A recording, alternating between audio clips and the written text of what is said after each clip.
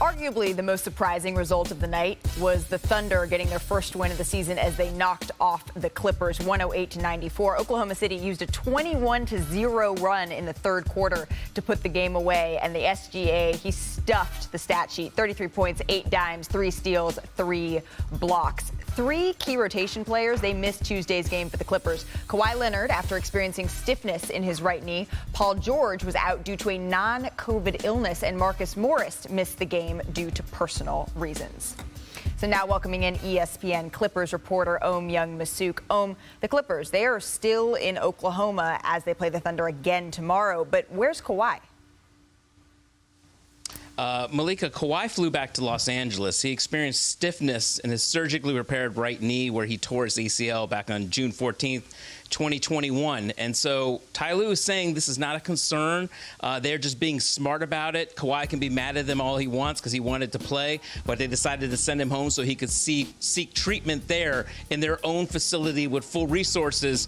I asked Ty Lue, though, is he going to have that knee examined? Is he going to get an MRI? He said, no, this is just a thing where they're sending him back to get treatment and just be smart about it. But, of course, anytime you send your star player back home when you got 2 games on a road trip, to me, that's a little bit of a concern, especially when you've had Kawhi Leonard coming off such a long layoff. He didn't play all of last season. Yeah, I think that's what's raising antennas. It's not so much that Kawhi Leonard sat out. It's that he didn't sit out in Oklahoma City. It's that he returned back to L.A. Young Masuk, thank you so much for spending some time with us here on NBA Today. I want to bring Chiney, Tim Legler, Kendrick Perkins back into this conversation. And Perk, I want to start with you here.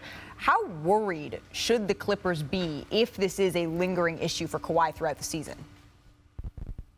Well, they should be very worried, but let me ask you this. Why is Kawhi Leonard not available? Okay, I tore my ACL in 2010, and I was back in 6 months, and I was a guy that was 300-plus pounds playing, and I got back in 6 months, and I played back-to-backs, and I played every game after that. Here's the thing that I'm worried about, right? The Clippers have so much depth that sooner or later, Ty Lue is going to have to simmer down his rotations, right? So right now, they're pretty much all over the place. And you have to be able to develop chemistry. And chemistry don't start in the middle of the season. You actually want to start from the jump, especially when you have a lot of new faces. And on top of that, you have the play-in tournament this season, right? I mean, that has been added. So with the play-in tournament being added, you don't even want to take no games for granted. Because remember, it could be those 1 or 2 losses that could stop you from getting into the postseason. Now you got to go and battle to get into the play-in tournament.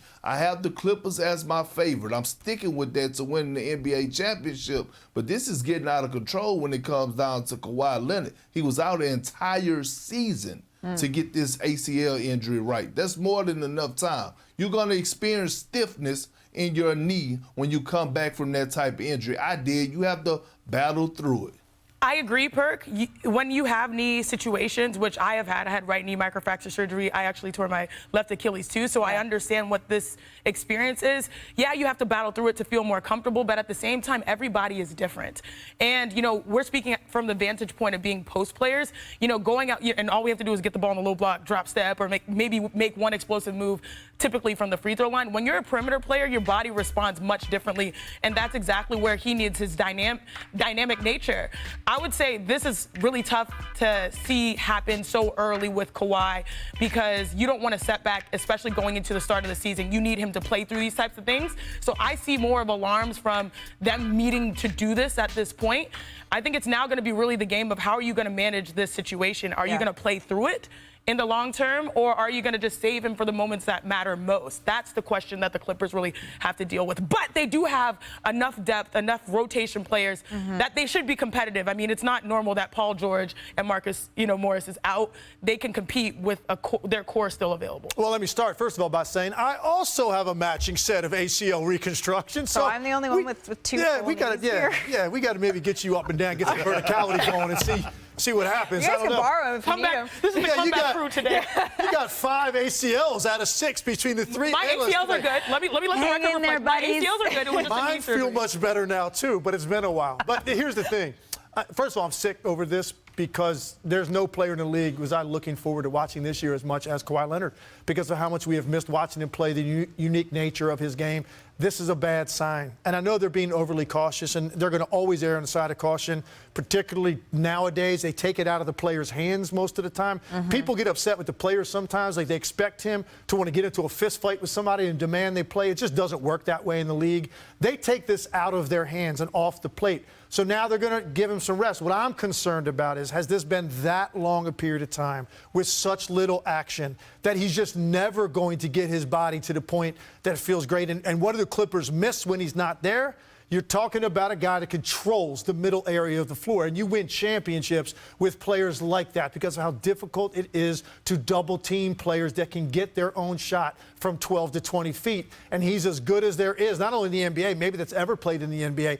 That's what the Clippers lack. The roster's good enough to contend or to get to the finals or win a championship. Right. I didn't pick them specifically because of stuff like this. I said it's too big of a leap to take to think that now we're just going to get a bunch of health out of their star players. Right. That's why I think Golden State is going to repeat. But there's no doubt the roster is good enough.